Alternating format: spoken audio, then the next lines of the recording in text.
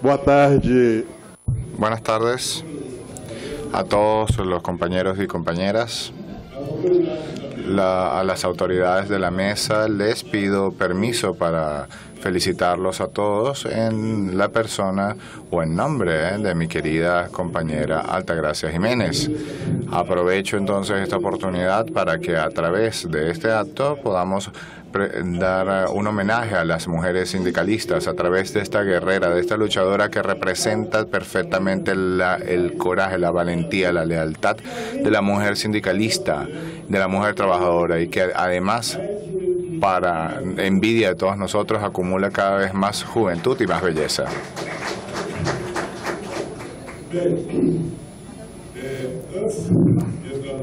Antes de entrar en materia, me gustaría presentar ante ustedes la manifestación de regocijo de todo Brasil por el aniversario número 50 de la CLATE. Brasil y su confederación es una de las entidades fundadoras de la CLATE. Antes se llamaba CLATE, que era la Central Latinoamericana de Trabajadores, y en ese momento ya tuvimos el honor de presidir esta entidad. Tuvimos de hecho 3 periodos presidenciales.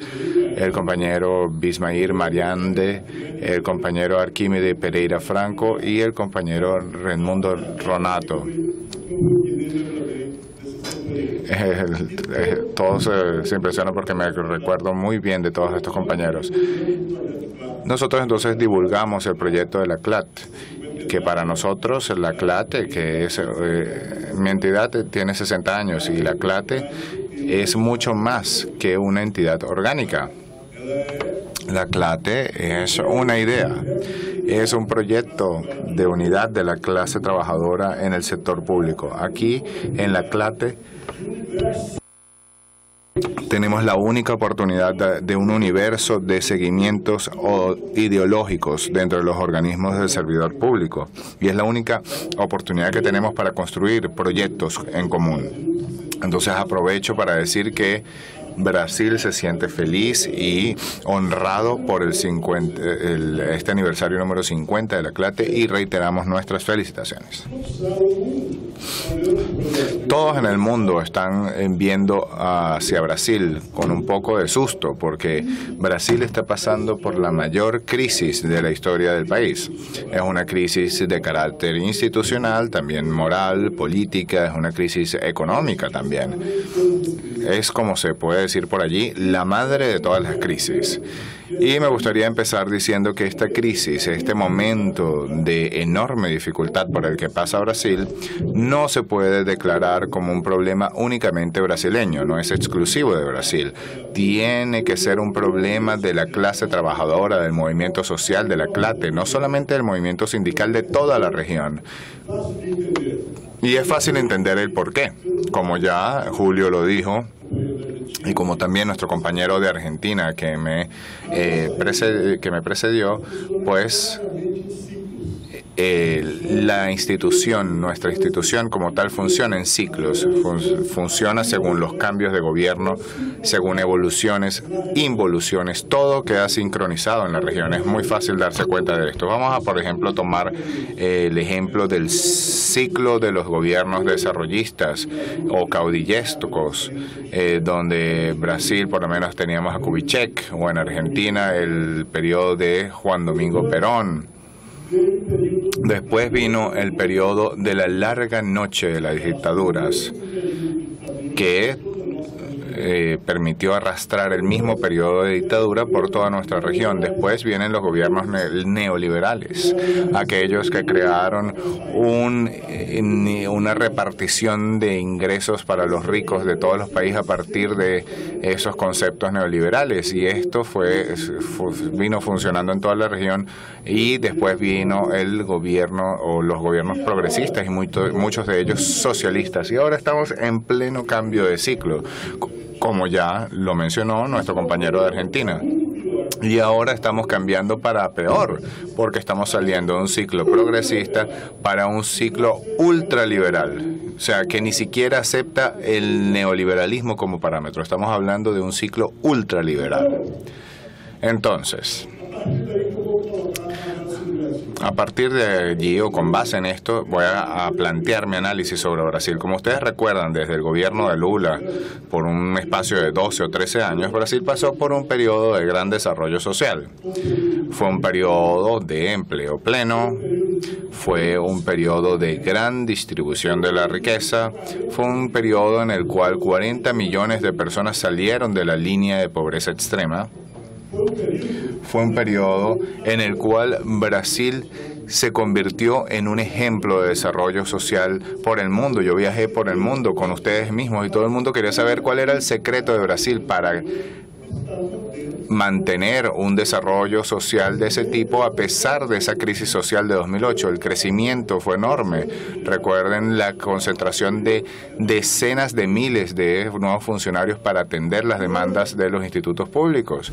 Y hoy, después del proceso de impeachment, que debo decir es un proceso que demostró, bueno, problemas de corrupción, que también tuvo su origen en el caso del Lavallato, que era otro problema de corrupción muy conocido, pero fue un impeachment en general donde sacaron a una presidenta de la República que nunca tuvo ninguna denuncia de corrupción, ninguna denuncia en el caso del Lavallato, según lo que reconocían los propios denunciantes. Y el vicepresidente y todo el gobierno, 100% estaban denunciados en el Lavallato. El presidente de la República actual tiene 30 citaciones en la operación Lavallato. Esta operación Lavallato era una operación del Ministerio Público y de la Policía Federal que está haciendo que muchas personas del mundo político sean acusadas de corrupción por el pago de dádivas y pagos corruptos a través de Petrobras. Entonces, el gobierno actual está involucrado en la operación Lavallato. El presidente de la Cámara, el presidente del Senado, todos están involucrados. Entonces, esa es una contradicción y esa es la contradicción que nosotros queremos contarle al mundo. Y pues, ya nos dimos cuenta cuál era el propósito del impeachment. Era precisamente retirar a una persona que no tenía ninguna denuncia y poner a todo un gobierno que sí estaba denunciado. Entonces, ahora vamos a hablar de ese gobierno del presidente Temer, que era el vicepresidente de Dilma. En 9 meses tan solo, Temer destruyó todo el desarrollo social que se había acumulado ni siquiera en el periodo de gobierno socialista, sino en toda la era moderna de Brasil. Todo el sistema de seguridad social se está destruyendo en solamente 9 meses y se están destruyendo este sistema de una forma que nos deja atónitos porque todo se hace de forma improvisada, sin ninguna base política real o estadística, y es tan improvisado que imagínense que en 9 meses ya cayeron 11 ministros en 9 meses. Así es el nivel de improvisación. Y se construyó entonces una base muy sólida en el Congreso Nacional, en la Cámara de los Diputados de Brasil. Hay unos 581 diputados y la base del gobierno tiene 470. Para aprobar una enmienda constitucional solamente se necesitan 308 votos. Entonces la correlación de fuerzas, esa es la correlación de fuerzas que existe entre el mundo social y el gobierno conservador. Y déjenme decirles que este es un gobierno que se define como reformista. Es un gobierno que ni siquiera esconde que es machista. Hubo un ministerio de 39 ministros. Ni siquiera hay una sola mujer. Es un gobierno que tiene prejuicios porque en los ministerios, en la cabeza de los ministerios, ni siquiera hay un negro, ni siquiera hay nada. O sea, no hay ni una persona que pueda representar la diversidad humana que tiene Brasil. Recuerden que nosotros tenemos una gran población, nosotros tenemos muchos indígenas, tenemos 51% de población negra. Entonces este es un gobierno que no esconde para qué vino. Es un gobierno que está transformando y reinventando Brasil a partir de una pauta que se propuso dentro del Congreso Nacional, que es la que nosotros llamamos que es la pauta del fondo negro, que comenzó entonces una reforma como parecida a la reforma de Argentina. Comenzó un proyecto proyecto de ley para cobrar la deuda de los estados y municipios y pasarla al gobierno federal. Es una deuda que de paso es ilegítima, que es una deuda inexistente. De hecho, nosotros estamos pidiendo hacer una auditoría para no pagar esa deuda interna, porque eso fue una deuda que el gobierno central generó por sí misma. Y de hecho eso pasa en muchos países. El gobierno federal tiene con los estados y municipios un comportamiento rentista, un comportamiento de prestamista, y se le cobra, es casi como un préstamo gota a gota. Se le cobra a los estados y municipios interés sobre interés. Les explico qué pasa con los estados y municipios. El estado de Río Grande do Sul tomó prestado del gobierno nacional 9.000 millones de reales. 10 años después ya le prestaron 9 y ya pagó 23.000 millones y ahora debe 47.000 millones. Ese es un comportamiento de un prestamista gota a gota. Un prestamista. Y ahora los estados están quebrados. Los municipios, los estados ni siquiera pueden pagar las nóminas de sus propios funcionarios. Están dividiendo, por ejemplo, en Río Grande do Sul, en Río de Janeiro, están dividiendo los pagos mensuales en varias cuotas. Tienes hasta 6 cuotas para distribuir un salario de un mes, porque no tienen para pagar las nóminas completas. Hay incluso estados que están invocando, por ejemplo, en el estado de Santa Catarina, el estado de Río Grande do Sul, están invocando algunos dispositivos constitucionales para permitir la renuncia de funcionarios. Y el gobierno que dice, ¿qué es lo que proponen? ¿Cómo sabe que los estados y municipios no tienen dinero para pagar? Les prestan más dinero, pero a cambio los estados y municipios tienen que entregarle al gobierno federal todos los patrimonios del estado, todas las compañías de agua, todas las compañías de energía eléctrica, todo el patrimonio del estado y del municipio se le transfiere al gobierno federal, escrito por ley, con el fin de privatizarlo. Está escrito en la ley. Esta ley pasó por la Cámara de Diputados y luego nuestra organización hizo un gran movimiento nacional para poder que sacaran esta ley del Senado y por eso no fue aprobada. Entonces es importante entender que Brasil es un laboratorio mundial de este proyecto ultraliberal, porque todo se articula de tal forma que el Estado ya no exista más. El objetivo es que no es ni siquiera que exista política, sino que no exista el Estado, que ni siquiera pueda regular las entidades que han sido privatizadas.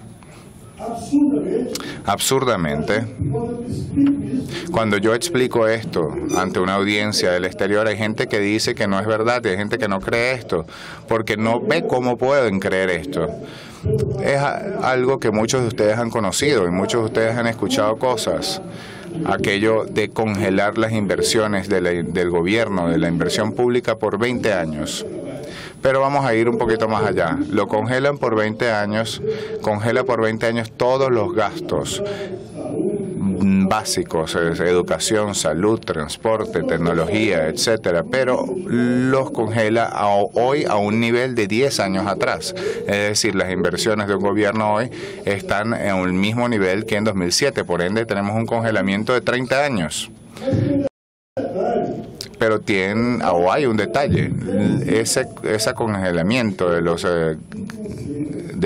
las inversiones del Estado no afecta los gastos financieros. Quiere decir que Brasil hoy paga 46% del presupuesto público brasileño. Estamos hablando de 4 trillones y tantos miles de reales, y paga 46% y están solicitando subir a 51% del presupuesto nacional para pagar servicios de la deuda. No estamos pagando deuda a los bancos, es solamente para pagar intereses a los bancos, y esos gastos no quedan congelados.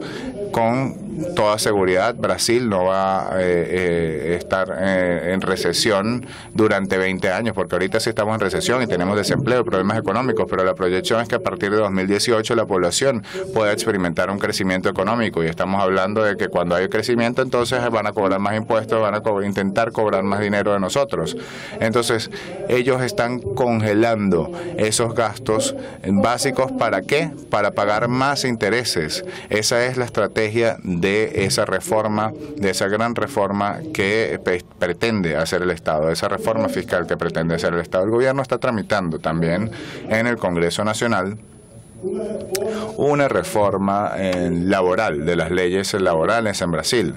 En Brasil existen leyes laborales que se consolidan en lo que se conoce como consolidación de la ley de trabajo, la CLT, que fue aprobada en 1943 por Getúlio Vargas, de hecho, y que es considerada la legislación más avanzada del mundo en el sentido de protección social para el trabajador.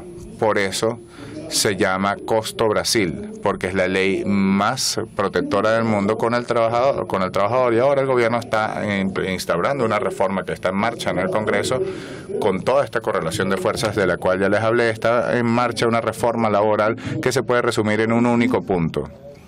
La ley dice que habrá prevalencia de lo que se haya negociado con respecto a lo que se ha legislado. Es decir, lo que tú acuerdes entre el patrón y el empleado vale más de lo que dice la ley. ¿Eso qué quiere decir? Que si se aprueba esa reforma, toda la legislación laboral de Brasil va a quedar derrumbada. Esa legislación que era la más protectora del mundo. Eso quiere decir que más o menos va a pasar esto. Tú tomas entonces una gallina y un zorro y le dices entonces a la gallina que negocie con el zorro para ver quién se come a quién. Eso es lo que están haciendo. Le estás poniendo en las manos del patrón toda una situación de desempleo, toda una situación de recesión económica, y ellos se van a aprovechar de eso. Están negociando las vacaciones. Las vacaciones, que son de 30 días según la Constitución, se están negociando. Van a negociar el salario mínimo. Toda esa acumulación de ganancias sociales de décadas, de conquistas desde la Constitución desde 1988, todo va a quedar muerto por esa reforma laboral. Eso es lo que está proponiendo el gobierno, y ese es el gran problema de este momento. Están colocando o instaurando una reforma asistencial que quiere destruir todo el sistema de protección social del país. La seguridad social brasileña es la base del desarrollo social. Es la principal fuente de distribución de ingresos en Brasil. Pero, para que ustedes tengan idea, Brasil tiene 5.000 y tantos municipios, y de ellos 70%, es decir, 70% de los municipios generan, a partir de los ingresos de seguridad social, los principales ingresos, generan los principales ingresos de la ciudad a partir de esos ingresos de seguridad social. Esta va a ser entonces una reforma asistencial que, para que ustedes tengan idea, si hoy se aprobase la reforma para que tú te jubiles con salario integral, primero tienes que tener mínimo 65 años y después 49 años como aportante. Tienes que aportar al sistema 49 años. ¿Cómo vas a lograr 49 años en un país de alta rotación de empleos? No tienes forma de hacer eso. En realidad, esto es una reforma que seguramente va a hacer que sea imposible jubilarse en Brasil. Pero hay otros aspectos que son aún más demoníacos, porque esta reforma es una reforma mentirosa, es una reforma que se está proponiendo con base en el déficit del sistema de seguridad social. Es decir, que ellos dicen que hay un déficit de 170 mil millones de reales por año, pero es mentira. La seguridad social brasileña siempre tuvo superávit. Está más que demostrado por los datos del mismo gobierno. Siempre tuvo superávit en más de 30.000 millones de reales. Para que ustedes tengan una idea, 30.000 millones de reales son unos 10 millones de dólares al año. Entonces, o 10.000 millones de dólares al año, quise decir. Ahora, en 2015 y en 2016, incluso con recesión económica, la seguridad social urbana tuvo un superávit de 5.000 millones de reales y el gobierno, de una forma cobarde, con la coacción de la gran empresa y de Red Globo, le vende a la sociedad, que de hecho la Red Globo es el jefe verdadero, el capo de la prensa brasileña. Entonces venden que si no reformamos la seguridad social, entonces nadie se va a jubilar, nadie va a poder recibir los fondos de la jubilación. Entonces todo esto es tendencioso porque ellos están escondiendo el verdadero motivo de esta reforma. En Brasil, la seguridad social brasileña, señor presidente, es la mayor fuente de captación de ahorros disponibles en el mundo. Juntando la seguridad social pública y la seguridad social privada, estamos hablando de 1 trillón de reales por año de recaudación. Estamos hablando de 300.000 millones de dólares por año de recaudación. Ese es el volumen de la seguridad social brasileña. ¿Y para qué es que se está haciendo esa reforma?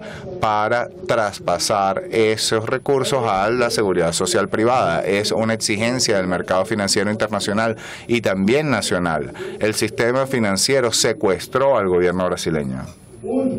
Hoy el gobierno funciona exclusivamente desde el punto de vista de lo que es la distribución al sistema financiero.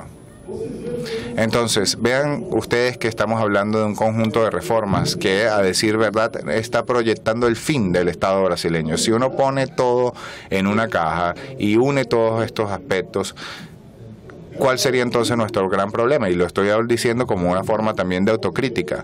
El movimiento sindical brasileño estaba un poco acomodado, estaba un poco acostumbrado, no se preparó suficientemente y estaba demasiado acostumbrado a esa situación de convivir y negociar con los gobiernos socialistas, y ahora nos quedamos sin poder de reacción, y tanto es así que ya pasó esa reforma que va a congelar los gastos del país por 20 años. Entonces, ¿por qué es que yo les digo esto acá? ¿Por qué es que yo les estoy hablando del problema brasileño? Y es por esto mismo, porque Brasil comenzó, la transformación de Brasil comenzó tímidamente con Peña Nieto en México, después el golpe institucional en Paraguay, luego pasó en Argentina y ahora está explotando todo ese sistema perverso en Brasil. Significa que ese laboratorio que va a ser probado en Brasil, pues después les va a llegar a ustedes. Entonces, ¿qué es lo que falta? Hoy estamos en un mundo globalizado y nosotros tenemos que globalizar también nuestro sindicalismo. Nosotros no podemos seguir siendo nada más solidarios con un país que está en dificultades o una persona que está pasando por problemas. Tenemos que asumir como responsabilidad nuestra todos los problemas de la región, porque son problemas comunes, son problemas que son cíclicos.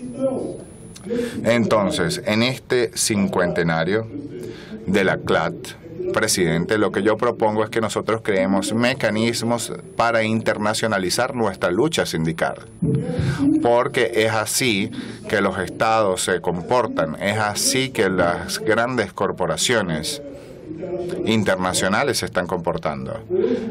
Hoy el mundo funciona en tiempo real, globalmente en tiempo real, pero no funciona así para los sindicalistas. Entonces, creo que estamos muy equivocados en nuestro modelo de hacer sindicalismo, porque por lo menos en Brasil todavía nosotros hacemos sindicalismo solamente con los trabajadores que están empleados formalmente, pero el resto de la fuerza de trabajo o está sin empleo o está en el sector de empleo informal, y ellos no están protegidos por el movimiento sindical. Pero ya para terminar, lo que yo quería decir es lo siguiente. También me gustaría hacer una autocrítica y una crítica severa al movimiento sindical históricamente.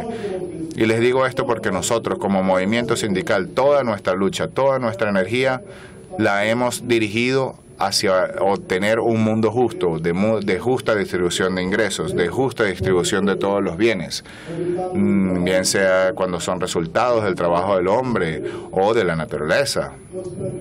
Nosotros siempre intentamos que prevalezca esa lucha social, pero lo hacemos dentro de un ambiente imposible, porque es imposible obtener los resultados que estamos tratando de invocar acá en un mundo en un mundo salvaje, en un mundo de capitalismo salvaje que cada vez es más depredador. Entonces, para mí, ese debería ser el gran desafío del movimiento sindical del mundo. El desafío sería proponer, crear y luchar por un nuevo modelo de organización de la sociedad. Hoy, a mi modo de ver, no existe un modelo único de organización de la sociedad en el mundo que pueda responder a la realidad del movimiento sindical, a la realidad de los intereses de los trabajadores que hoy funcionan globalmente. Y les repito eso. Pero además, es como si estuvieses tirando cemento en el desierto. Por eso la actividad sindical ha sido una acumulación de pérdidas de derechos, de pérdidas de logros, de pérdidas de garantías. Históricamente en Brasil, por lo menos, desde la Constitución de 1988, nosotros solamente luchamos para mantener los derechos que hemos logrado, pero nunca para avanzar en derechos.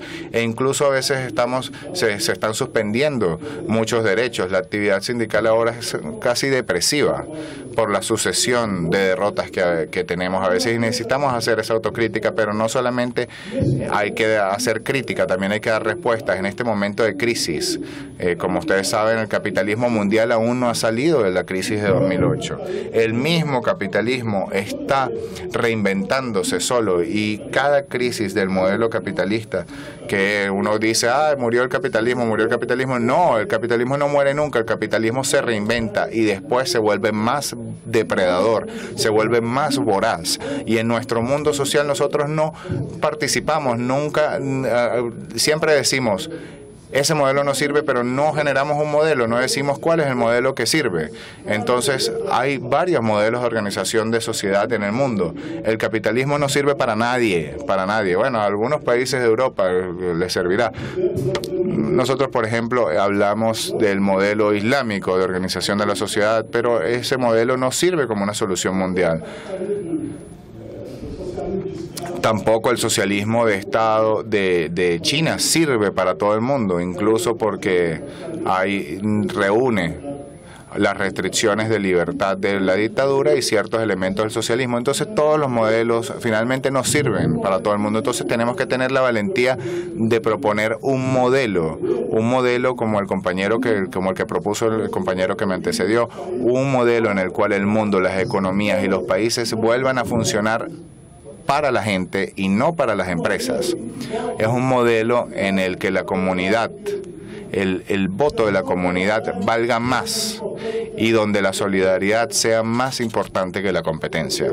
Es un modelo en el que mucha gente pueda tener la seguridad de que está luchando por la vida y no por la supervivencia, como pasa hoy. Nosotros luchamos por la supervivencia y no por la vida.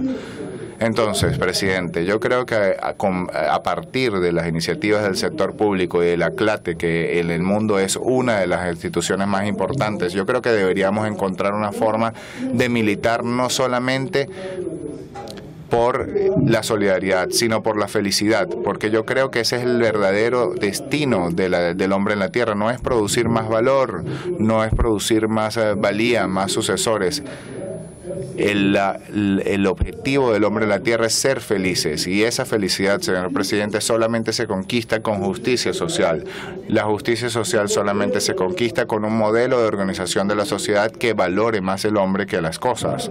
Y para nosotros como trabajadores solamente hay una herramienta que nos puede permitir esto, que es el movimiento sindical, es la pirámide sindical, el sindicato. Y esa pirámide, según mi entender, tiene que... Yo estoy haciendo esta defensa porque aquí puedo hacerlo. Yo hice esta defensa también en Roma con ustedes. Fui a la OIT, también fui a la IFP, y allí todavía no logramos nada. Mi amigo ha trabajado muchísimo tiempo en el proyecto de creación del Estado Social de Derecho en contraposición al Estado Liberal de Derecho que nosotros tenemos. Por ende, a pesar de ese cuadro tan difícil, a pesar de ese cuadro tan sombrío, yo quiero dejar aquí plasmado que hay esperanzas porque creo que es posible. Pero debemos pasar entonces de un estado de solidaridad internacional hacia un estado de acción internacional. Y esto no es único de nuestra región. Y yo creo que en nuestra región el único que puede ayudar a conseguir eso es la CLATE. Por eso, a pesar de que esta es una época de celebración, por los 50 años es una época de regocijo, de alegría inmensa, yo creo que también es una época muy desafiante para nosotros, porque es en estos momentos de dificultades y a veces de desespero donde nosotros, hoy, por ejemplo, yo veo el internacionalismo del movimiento sindical como una solución, y yo creo que eso bien podría venir del trabajo de la CLATE. Ya para finalizar, de verdad, ahora, nosotros en Brasil estamos proponiendo, o vamos a intentar construir, la primera gran unión sindical nacional en el país. Nosotros el 15 de marzo vamos a hacer una huelga general de un día. Vamos a parar todo por un día, pero con una agenda de huelgas de un día, después de 3 días, para tratar de acumular el nivel de movilizaciones e incluso generar esperanza, porque es una movilización de las esperanzas para finalmente construir la primera gran huelga general nacional del país, y para eso contamos con todos ustedes. Muchas gracias.